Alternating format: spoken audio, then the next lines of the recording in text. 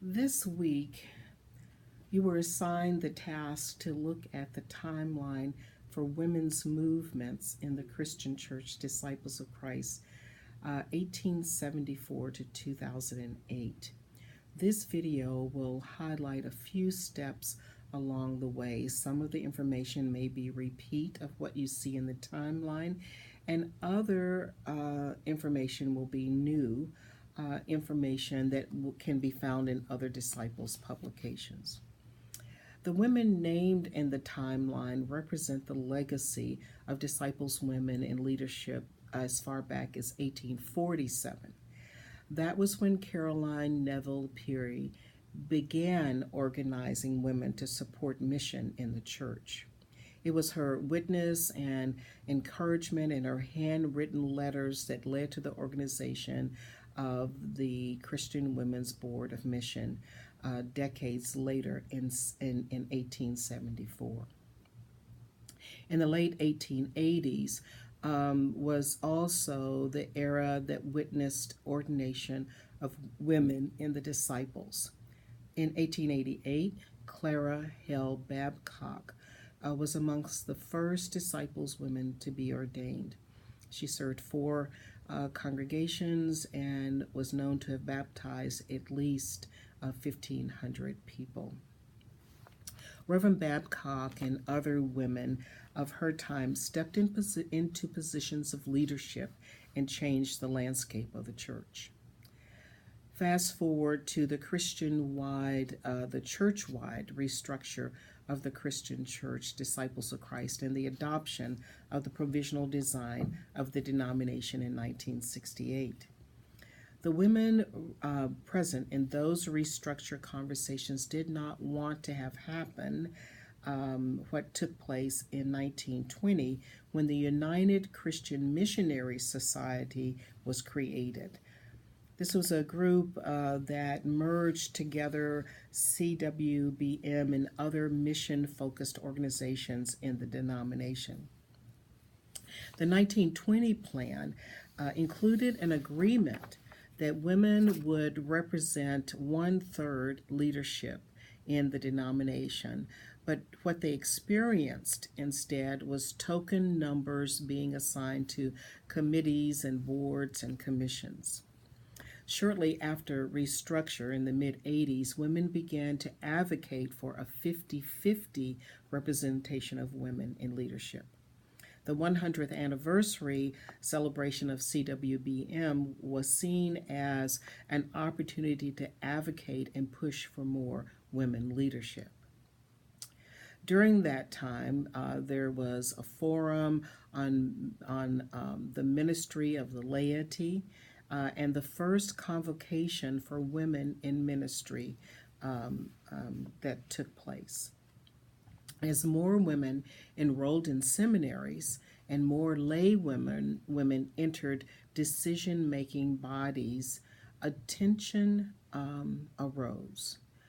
Lay women were not particularly excited about clergy women and did not support them. But out of that tension came lay women and clergy women conversations. In the late 70s, awareness and assertiveness seminars for disciples women were created with a biblical and theological dimension. They were created for the intent of bringing together all women of the church, lay, clergy, young, old, black, Hispanic, and white.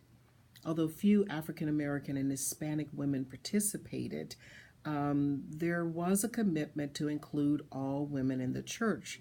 So partnerships were created to jointly plan programs that addressed the leadership concerns of African American and Hispanic women.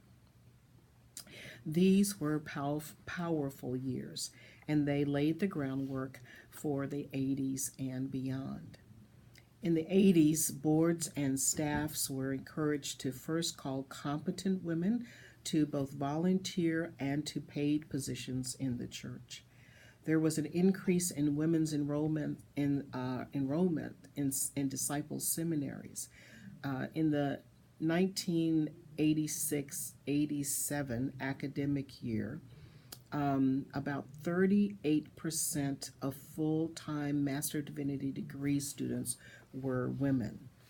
While the number of women seeking ordination grew, those seeking positions as pastors in congregations did not increase in the same proportion. There was resistance to calling women to pastor congregations. In an article by Sharon Watkins, she highlights that in 1984, 4.2% disciples, pastors were women. 4.2% were women. And 32.8% of associate ministers were women.